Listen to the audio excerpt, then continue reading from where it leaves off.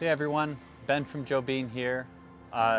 So this February I had the amazing experience of going down and visiting Ricardo and his whole family over at Cafe Rivense down in Costa Rica. It was awesome. We got to tour the farm, check out the mill. We cupped through a bunch of really tasty, delicious coffees.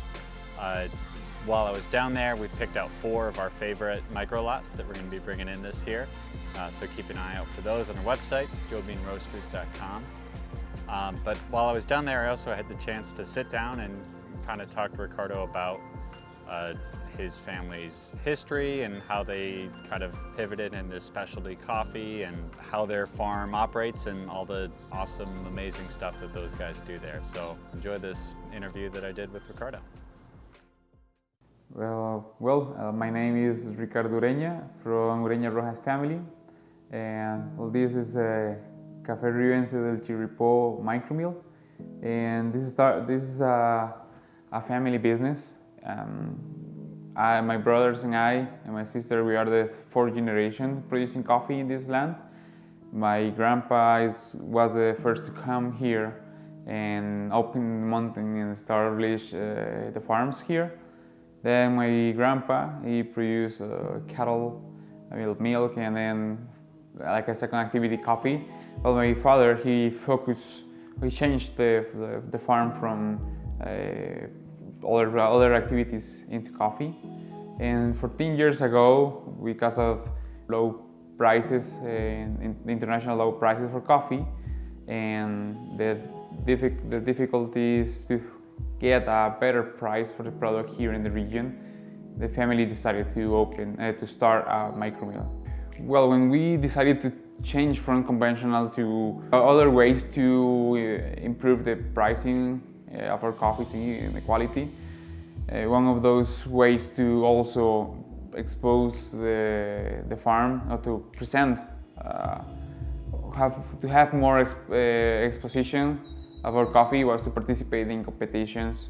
This region wasn't one of those with a very good name on producing specialty coffee, and we tried without the support of anybody in the region. And yes, in 2014 we almost got in the international auction, but then in 2015 we made it to be one of those coffees considered the national winners, and it opened us completely the window to a different way to trade and promote our coffees. But then in 2016 we were able to receive a group of roasters from the Roaster Guild, the SCAA Roasters Guild, and that way we connect with more people in the States, connecting with Todd and certainly connecting with Ben of Joe Bean. And yes, in 2016 was one of our best years, connecting directly with the people. So at the end, this way to sell the coffee directly helped us to be that supportive part of the business for the roaster, and we both can grow with a better with a better price in both sides and more communication and improve year after year. So one of those things that we have done in recent years have been to add more shade to our farm and fertilize what the land needs based on soil analysis. And also in the new plantations, what we have done is to leave the land to rest for 5 to 8 years. And then we go there, open the under shade part, plant the coffee, and we keep the tall shade, the tall trees, the native trees. In this way, we combine the production of coffee in this steep region with organic material coming to the soil, keeping it as natural as possible.